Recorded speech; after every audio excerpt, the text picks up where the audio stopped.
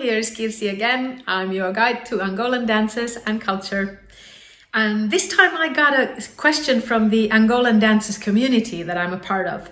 And the question is, how do I improve as a dancer? What are the best ways to improve quickly? Let's see. My personal teaching method is based on 3 pillars. They are the what, the why, and the how. And translating these to more like dance terminology, they would be the musicality, which is the why we dance, right? Musicality leads the dance. And then we have the what and the how. The what would be the steps that you do, the toolbox that you have, let's say. And how you do it, that's your fundamentals. And it's different. Having your basics, that's in your toolbox. And having your fundamentals, that is how you do things. And that you always have with you forever and ever in all of your dancing. You build your dance on your fundamentals.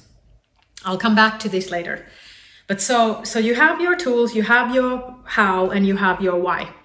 You need to listen to different types of music to start hearing the difference in them, the difference in their energy and what kind of expression they are asking for from the dancer. I'll give you three examples here. Let's pick one old school ghetto zouk song. For example, Mo Bass, something from them. And it's quite heavy, like ground tied and deep hydraulics, not moving outward so much, not long steps and not flying all over the floor. It's in a small, tight place and probably in a closed embrace all the way through and more like hydraulics. Then you have the more modern type of kizomba songs that are kind of moving towards the semba end of the scale already. The line is very vague. What is kizomba? What is semba? It mixes. But when you listen to this type of songs, you will hear that, it's more energetic and there's more outward expression in it.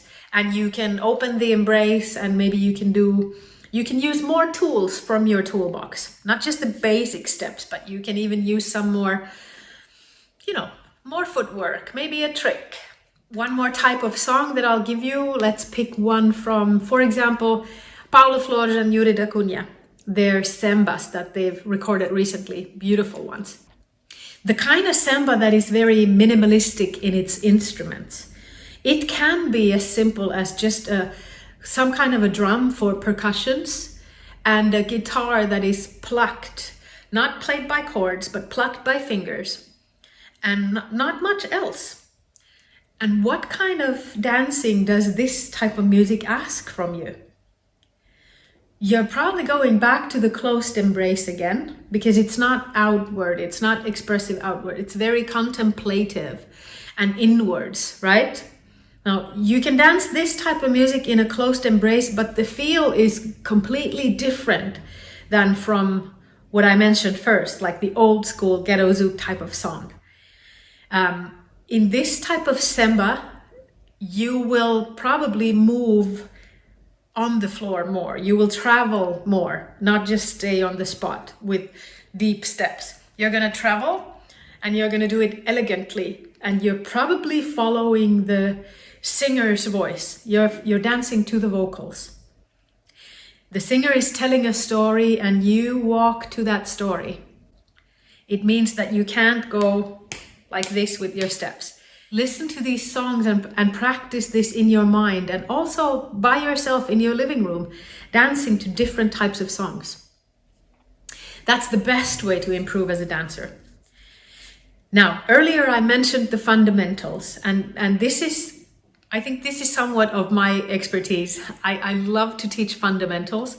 I call them fundamentals.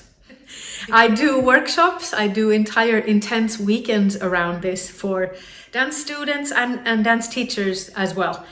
And I have a list of 15 fundamentals that we drill and we understand. And most of the time when we're dancing, we will be using 8, 9, 10, 12 of these fundamentals on every step we take. But fundamentals are super important. You have to understand how you do each thing you do and keep improving on that, right? Dancing to the music, doing the things that you do really well, and only picking suitable things from the toolbox to use for that type of music. That is what makes a good dancer. Repetition is one key. What I see every time I go to Angola and there are these super talented young dancers preparing for the next championship, what they're doing, they're repeating. They're running through every little thing that they've learned. They may be repeating a short pattern or just a couple of steps. They're repeating until it becomes so ingrained in their body that they don't have to think about that. They can put that to autopilot. So make sure that you practice the right things the right way. Okay, this was a quick view on how to improve yourself as a dancer. I really like this type of question. So if you would, just send me more. If you like this, click subscribe for more videos like this. And below this, you can see some text. You can read about me if you're curious. And I hope to continue communicating with you because that's what I'm here for. Like I said, I'm your guide to the Angolan dances and the culture. So I'll see you next time.